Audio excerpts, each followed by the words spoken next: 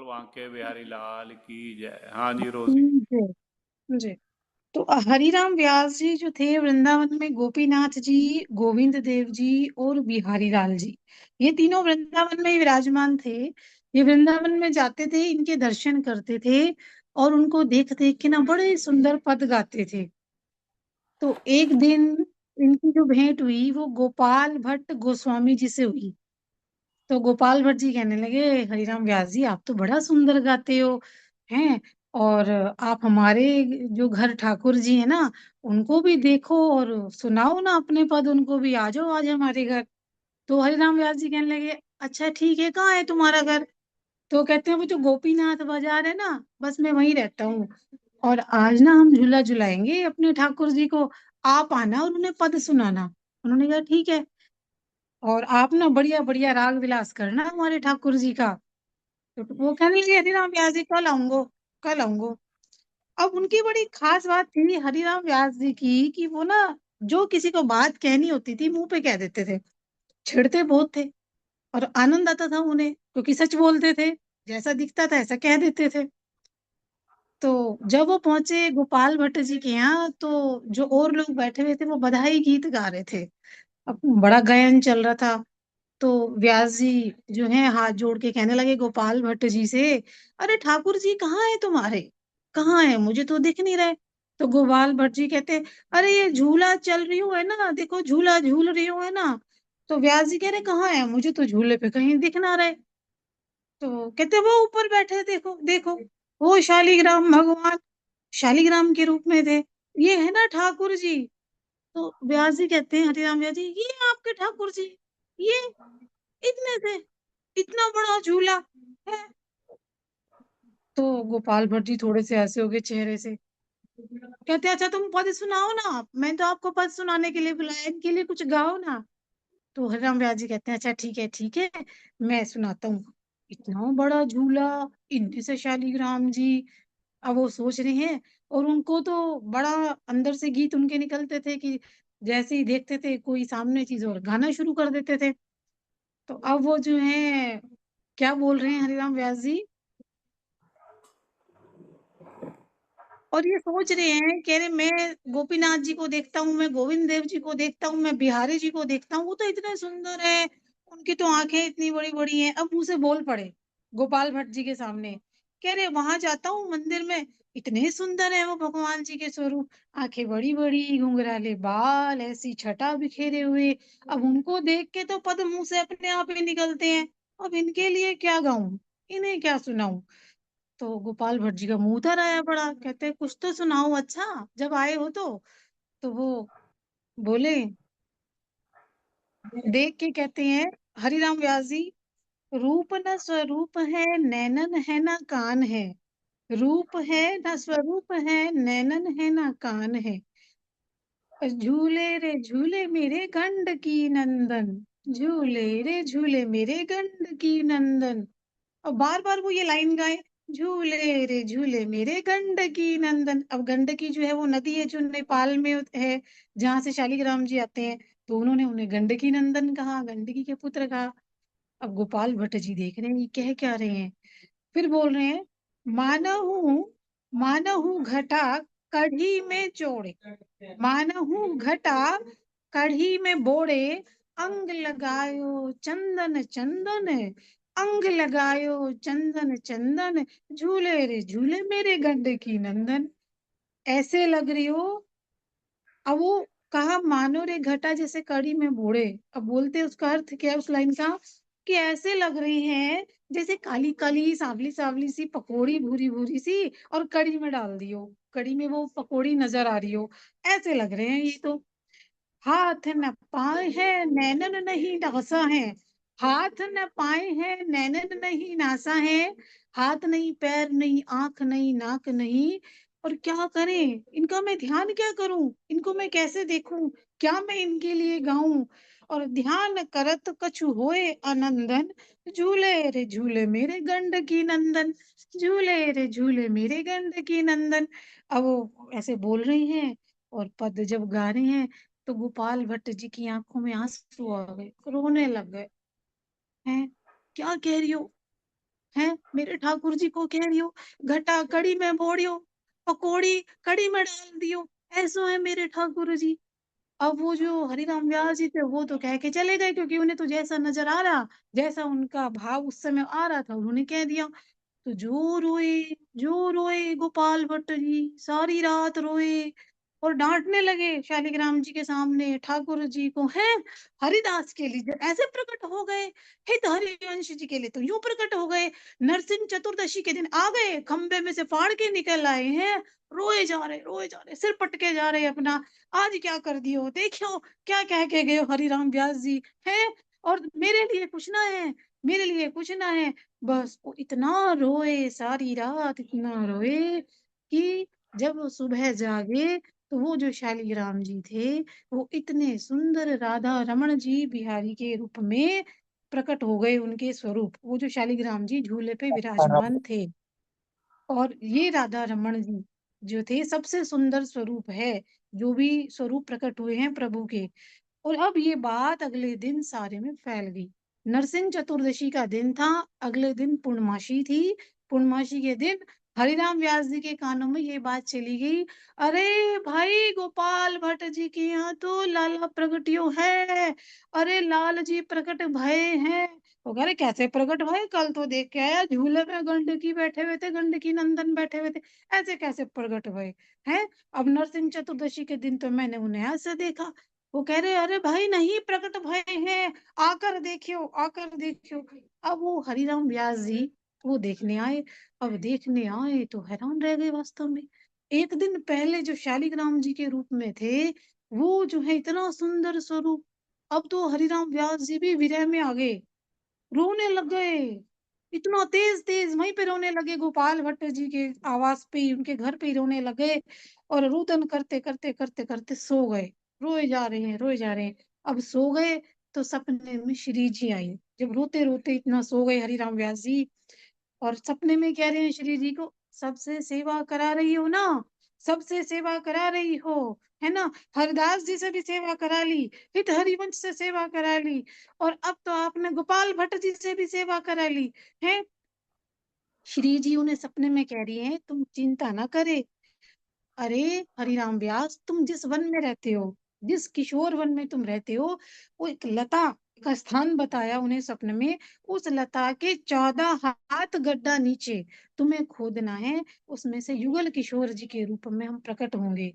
और हरिराम व्यास जी ने जो रात को सपना देखा, वो अपने उसी स्थान पे गए वापस, और उसी लता कुंज के नीचे उन्होंने खोदना शुरू किया, और वहां पे इतना सुंदर स्वरूप युगल किशोर जी का प्रकट हुआ। और फिर जो है उन्हें उन्होंने लाड लडाया। ये स्वरूप जो दो स्वरूप, एक तो हमारे राधा रमण जी बिहारी प्रकट हुए, स्वयं प्रभु हैं, और एक ये हमारे जो है हरिराम व्यास जी के द्वारा जो प्रकट हुए, ये युगल किशोर जी। और ये उसी भजन युगल में ये किशोर जी की पंक्तियां आती है।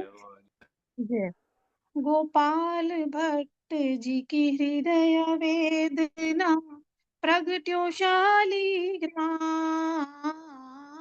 गोपाल भट्ट जी की हृदय वेदना, प्रगट्यो शालिग्राम।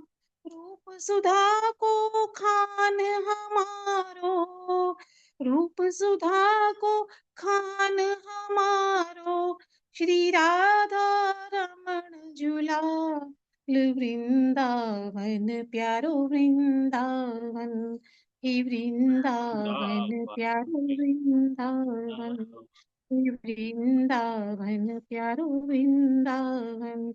युगल किशोर को लाड लडायो, नवल कुंज ही गाए।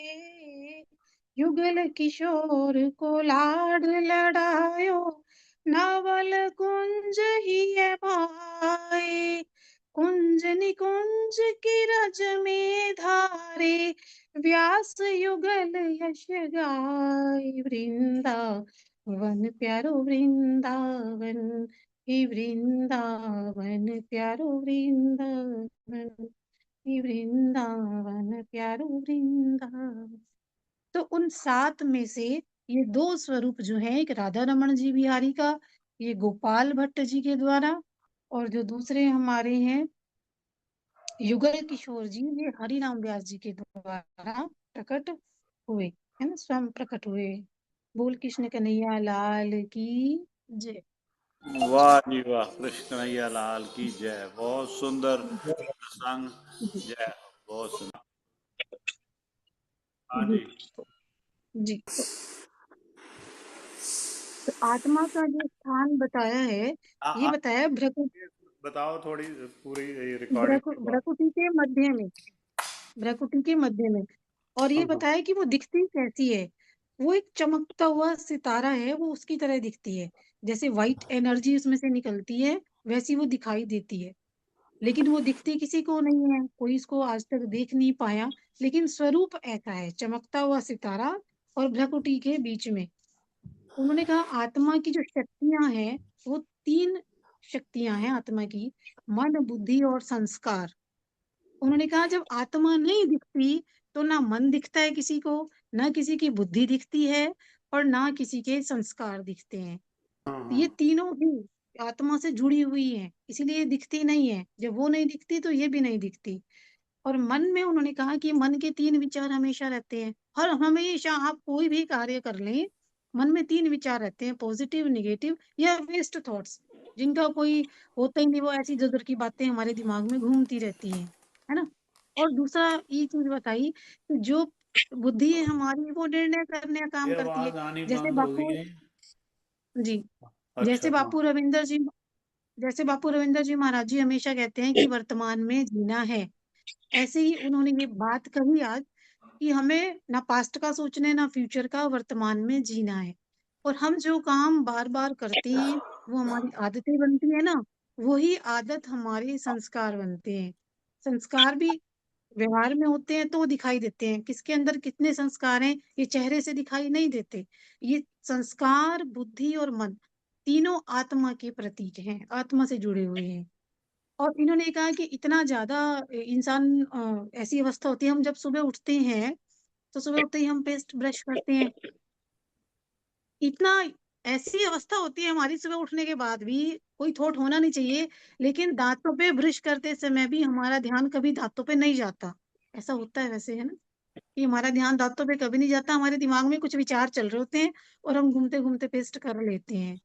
और खाना खाते हैं तो खाना खाते समय खाने में ध्यान नहीं होता, दिमाग में और चीजें चलती रहती हैं।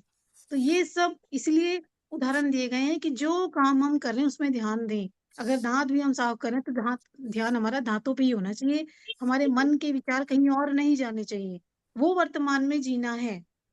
अब अगर हम सत्संग में जुड़ रहे हैं, हम बड़े ध्यान से भजन सुन रहे हैं, तो वो वर्तमान में जीना है। अगर हमने जुड़ तो गए लेकिन एक भी भजन ध्यान से नहीं सुना, वो नहीं है, वर्तमान में जुड़ना नहीं है। क्योंकि मन में विचार चल रहे हैं इधर उधर के, या तो पास्ट की चल रही होगी या फ्यूचर की चल रही होगी, कोई ना कोई बात कि क्या करना है, परसों क्या करना है, वहां क्या होगा, ये क्या होगा। तो उन्होंने कहा कि इस संसार में दो चीजें हैं। एक वो चीज जो हमें आंखों से दिखती है, जो आंखों से दिख रही है वो विनाशी है, उसने खत्म होना है। और जो आंखों से दिखाई नहीं देती वो अविनाशी है। जैसे आंखों से क्या क्या नहीं दिखता, आंखों से क्या क्या नहीं दिखता, बताओ। आंखों से खुद को नहीं देख सकते हम अगर बिना शीशे के। कार आत्मा, ये सब चीजें नहीं दिखती। हाँ, हमें तो आत्मा नहीं आत्मा दिखती, को भी नहीं है ना। देख सकते, खुद को आत्मा भी नहीं। अविनाशी है। हमें दूसरों को देख हमें सकते। परमात्मा, वो प्रभु भी नहीं दिखते, वो भी अविनाशी है। हमें हवा नहीं दिखती, महसूस कर सकते हैं सिर्फ उसको, वो भी अविनाशी है। हमें खुशबू नहीं दिखती, खुशबू को केवल हम महसूस कर सकते हैं, वो भी हाँ। अविनाशी है। तो जो दिखेगा आंखों से वो विनाशी है, जो नहीं दिखेगा वो अविनाशी है। और लोक इन्होंने बताए हैं तीन। सबसे ऊपर बताया परलोक, बीच में सूक्ष्म लोक, और नीचे जहां हम रह रहे हैं ये है पृथ्वी लोक, यही मृत्यु लोक है। हाँ हाँ। और ये साकार मनुष्य लोक है, यही हमारा कर्म क्षेत्र है। इससे ऊपर है सूक्ष्म लोक, और सबसे ऊपर परलोक। परलोक कोई इन्होंने ब्रह्मलोक कहा है, और परलोक वही परम धाम है जब हम कहते हैं कि पूर्ण आत्माएं वहां जाती हैं, वो शांति धाम है। अब ये पूछा भी शांति धाम क्यों है, क्योंकि जो भी आत्मा उस परलोक में रहती है वो बिंदु के रूप में रहती है, शांत रहती है, केवल बिंदु स्वरूप में है आत्माएं। जब किसी को मुक्ति मिलती है तो वो मुक्ति धाम भी है, वो निर्वाण धाम भी है, वही परलोक है, और वो सबसे ऊपर है, उसे बिंदु लोक भी कहते हैं। हर आत्मा वहां बिंदु के रूप में है। जब उस आत्मा को कोई शरीर धारण करना होता है तो वो बीच में सूक्ष्म लोक में आती है। और सूक्ष्म लोक में कौन है? वो तीन देवता, वो त्रिमूर्ति, ब्रह्मा, विष्णु और महेश। तो वो आत्मा इनके पास आती है। और जब ये तय करना होता है उस परमात्मा को कि अब ये दुनिया रहने लायक नहीं है, अब यहाँ पे प्रलय लानी है और एक नया संसार बसना है, एक नई ब्रह्मांड की रचना होनी है, तो वो जो है वो तीन जो बनाई है उन्होंने त्रिमूर्ति, ब्रह्मा, विष्णु, महेश, वो उनको आकार आकार में, वो आकार में विराजमान है।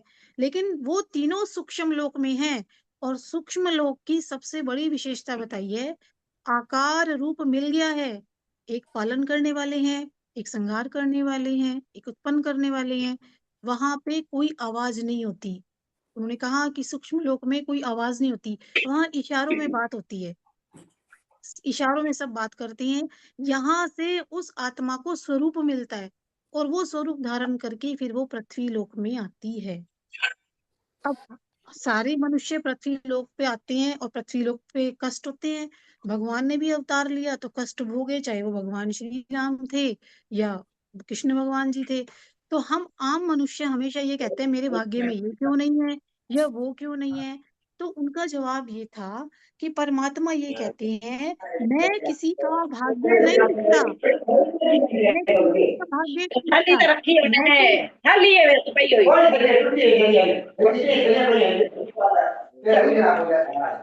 शोर के बात है। तो वो परमात्मा कह रहे हैं मैं किसी का भाग्य नहीं लिखता, मैं तो कलम देता हूँ। उनका कहना ये था कि जो पिता हमें जन्म देते हैं, अगर उस पिता के हाथ में कलम दे दी जाए कि तू अपने बच्चे का भाग्य लिख, तो वो पिता अपने बच्चे का सबसे अच्छा भाग्य लिखेगा। जो देह का पिता है वो सबसे अच्छा भाग्य लिखेगा। तो जो परम पिता है वो हमारा भाग्य ऐसा क्यों लिखेगा जो हम उसको दोष दें। तो वो तो कह रहे हैं मैं तो एक कलम दे देता हूँ। वो कलम क्या है? वो कलम है हमारे कर्म, हमारे कर्म। कि मैंने तो ये कह दिया भाई कर्म करो और सब कुछ पालो, मैंने तो वो कलम दे दी है।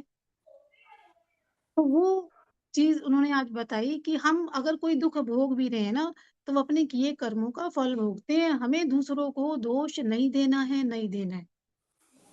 उनका एक बुजुर्ग व्यक्ति है, अपने घर में घूम रहा है, बुजुर्ग व्यक्ति, अचानक से उसकी टक्कर एक स्टूल से लग जाती है और वो गिर जाता है। उसे बड़ी तेज गुस्सा आता है, वो गिर गया घर में, सबको बुरा भला कह रहा है, डांट रहा है, बहुओं को, अपने बेटों को या बच्चों को, अरे ये क्या कर दिया, स्टूल यहाँ पे रख दिया, मैं गिर गया, चोट लगी, हाय हाय वो कर रहे हैं। थोड़ी देर में एक छोटा बच्चा घर में से बाहर निकल के आता है, कहता है दादू ये स्टूल तो आपने ही रखा था ना। अब वो थोड़ा शांत हो जाएगा, उसे याद आएगा कि स्टूल तो तूने ही रखा था, है ना, तुमने ही रखा था स्टूल। अब वो जो इतना गुस्सा, इतना चिल्ला रहा था घर वालों पे, वो शांत हो जाएगा। तो उन्होंने बताया कि हमें कोई बताने वाला नहीं है कि अगर तुम कोई दुख भोग रहे हो तो ये तुम्हारे ही किए हुए कर्म हैं। बस उस बच्चे ने तो बहुत आके बता बढ़िया। दिया बुजुर्ग को, वो शांत हो गया। लेकिन हमें कोई बताने वाला नहीं है। तो ये प्रभु कह रहे हैं कि अगर मृत्यु लोक में आए हो तो एक तो कर्म अच्छे करो, मैंने वो कलम दे दी है कर्मों की, और दूसरा दुआएं जमा करो, जितना हो सके दुआएं लो लोगों की, अच्छे से अच्छा कर्म करो और दुआएं लो। फिर एक प्रश्न मैंने उनसे पूछा, मैंने कहा आप ये जो व्हाइट कपड़े पहनते हैं, आपने व्हाइट साड़ी पहनी हुई है, चारों तरफ सब सफेद कपड़ों में दिख रहे हैं, नहीं, आपने ये ये रंग खुद क्यों आई चुना? हुई थी वो अपने बी के शिवानी। नहीं जी नहीं, वो अच्छा। नहीं आई हुई थी। उनके, हाँ, उनके अंदर जो काम करते हैं ना, वहाँ पे प्रवचन करते हैं। हाँ हाँ हाँ। हाँ, वो एक बी अच्छा के रानी जी है, बी के रानी इनका नाम। अच्छा। तो और जिन्होंने हमें बताया वो मंजू मंजू जी थी, मंजू, है ना, हाँ हाँ। मंजू अग्रवाल जी। जी। तो पूछा मैंने कहा आप व्हाइट कपड़े क्यों पहनते हैं?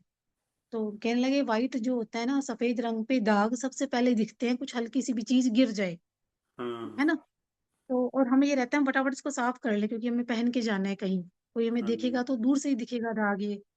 तो यही अवस्था और यही भाव हमें आत्मा के साथ रखना होता है, जैसे हम सफेद वस्त्र के साथ रखते हैं। हाँ। कि आत्मा पे अगर हमारा चरित्र जरा सा भी गलत हुआ कि हमने कोई भी गलत कर्म किया तो आत्मा पे दाग लगेगा, वो हमें हटाना है।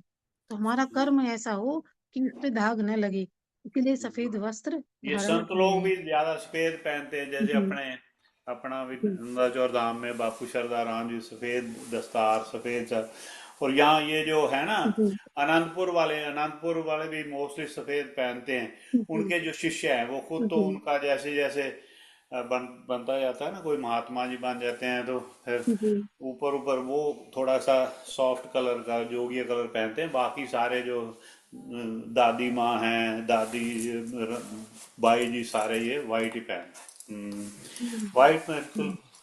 मोस्टली संत स्वामी और ज्ञानानंद जी और बड़े ये सारे। कहा कि जितना भी ज्ञान यहाँ दिया जा रहा है, जो ब्रह्मा कुमारी में जो ज्ञान दिया जा रहा है, सारा ज्ञान गीता जी पर आधारित है। उन्होंने ये बात कही कि सारा ज्ञान, एक एक शब्द जो है वो गीता ज्ञान पे आधारित है। एक बहुत बड़ी सीनरी वहां अंदर, आज वो हॉल में जहाँ लेके गई, वहां एक बहुत बड़ी सीनरी लगी बिंदु हुई थी, वो मैंने जो उसकी फोटो ऐसा ली। पॉइंट जो दिखाते हैं। जी। तो हाँ, उसमें ये जो उसमें आयु लिखी हुई थी सतयुग द्वापर युग की, वो 1250 वर्ष लिखी हुई थी। बस और हर 5000, जी, और हर 5000 वर्ष बाद पुनरावृत्ति होती है। मैं वो क्या? फोटो शेयर कर पा- दूंगी अभी पांच ग्रुप में। हजार वर्ष हर बाद? 5 पुनरावृत्ति होती है, सतयुग द्वापर कलयुग बदलते रहते हैं। उन्होंने बड़ा बड़ा काफी लिखा हुआ है और डिटेल्स भी तो दी हुई फिर थी। आने वाला ये और फिर तो अब है। जो चल रहा ये है, तो बहुत अच्छा है। अब, जी, अब उन्होंने कहा अब जो चल रहा है ना, ये एक संगम युग है कलयुग का। कलयुग चरम पे है, और जो लोग जुड़ गए हैं धर्म से, जो लोग सत्संग से बहुत ज्यादा जुड़ गए हैं, तो वो कलयुग से हटके संगम युग में है। और फिर से प्रलय आनी है। और एक चित्र में उन्होंने दिखाया हुआ था, और ये अमेरिकी यादव, अमेरिकी यादव, मैं तो समझ नहीं पाई। फिर आज समय काफी हो गया था, मैं कहा चलो कल डिटेल में समझेंगे कि जो युद्ध हाँ, होगा, जो विनाश होगा अब, वो जैसे यादवों के द्वारा हमने यादव कुल देखा था ना, पीछे प्रभु ने कहा कि अब अति हो गई है, अब मुझे विनाश करना है। तो वहां मैं अभी फोटो शेयर कर दूंगी, हो सकता है आप लोग ज्यादा अच्छे से समझ पाए, मैं तो उसको अभी समझ नहीं पाई। लिखा हुआ था जिन पंक्तियों को, तो वो तभी कहा जाए, उनका अर्थ जब समझ में आए चीजें, है ना, कल जो वो बताएंगे, तो फिर आगे उसके बारे में मैं बता दूंगी। फोटो मैं अभी शेयर कर दूंगी ग्रुप में, है ना, 2-3 ग्रुप से जो थी। तो केवल क्या 1250 लिखा हुआ सुंदर वर्ष था के बात रोशनी है। जी, बीच। दोबारा पांच बताना हजार साल क्या तो फिर लिखा हुआ हो था। गए हैं, तो जल्दी जी आने वाला है सतयुग भी जी आगे। जी। हाँ, तो यही मैं सोची थी, मैंने कहा 1250 वर्ष तो बीत चुके हैं, मान के चलें लगभग लगभग हो ही चुका है समय, काफी होने ही वाले हैं। जी, तो मैं अभी शेयर कर देती हूँ। मैं पूछ रही हूँ क्या लिखा हुआ था, जो आप कह रहे हैं लिखा हुआ था, मुझे समझ नहीं आया। वो ना फोटो में लाइन लिखी है, एक सेकंड में अभी देख के बता देती हूँ कि क्या लिखी है लाइन।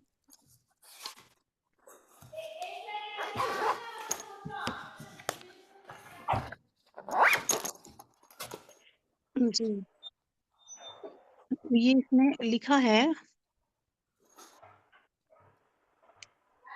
आ, हाँ, विज्ञान गर्वित अमेरिका और यूरोपवासी यादव लड़ेंगे। और फिर जो है, ये चक्र बनाया हुआ है कि कुल टोटल जो है 5000 वर्ष बाद पुनरावृत्ति होती है। और आयु दी है कि 1250 वर्ष बीत चुके हैं। और मैं ये शेयर कर रही हूँ, है ना, बारीकी से भी बहुत सारी चीजें लिखी हैं, आप सब इसको देख लेना। और प्राकृतिक आपदाओं, अंतरराष्ट्रीय युद्ध और गृह युद्धों द्वारा विनाश होना है।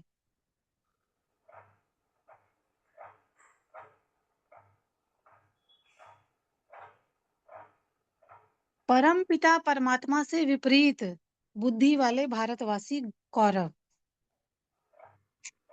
उनका मतलब ज्यादा मैं ये शेयर कर रही हूँ ग्रुप में, है ना, समय हो चुका था तो इस पे ज्यादा आज चर्चा भी नहीं हो पाई, तो कल वहां उनसे पूछेंगे कि एक एक चीज का नहीं, भाव क्या ये है। बताओ, इन्होंने कहा अमेरिका वाले यूरोप वाले क्या क्या यादव यूरोप वाले। यूरोप यूरोप और जी, अमेरिका की लड़ाई होगी।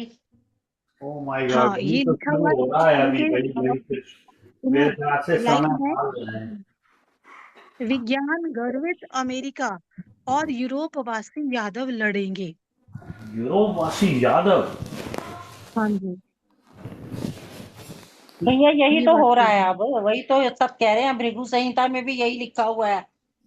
क्या? जी वो वक्त आ गया है, सही मायने में वो वक्त आ गया है, शुरुआत हो चुकी है। मैं तो बार बार यही कह रहा हूँ, कितने मतलब पिछले साल से ये कह रहा हूँ कि प्रभु चाहे तो वो जो लाखों वर्ष का युग है ना, तो वो आराम से जल्दी में कर सकते हैं। वो चाहे तो कल से सतयुग ला सकते हैं। वो ही हो रहा है, लगता है जल्दी कुछ बदलने वाला है युग।